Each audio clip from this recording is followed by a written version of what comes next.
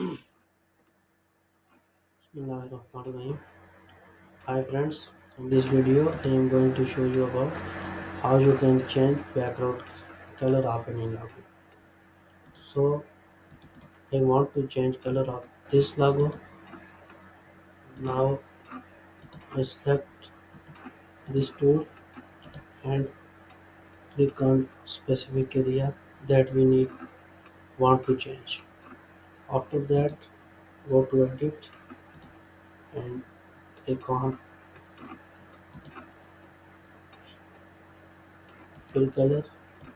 Now I change background color to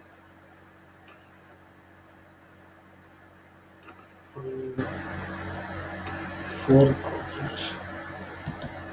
and here I select dark.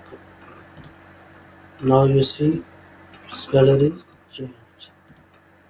Now I also want to change, if I want to change this also, now go to edit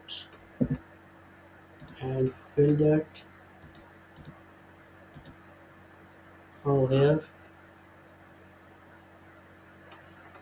I select as white and after that I click on OK. It's light.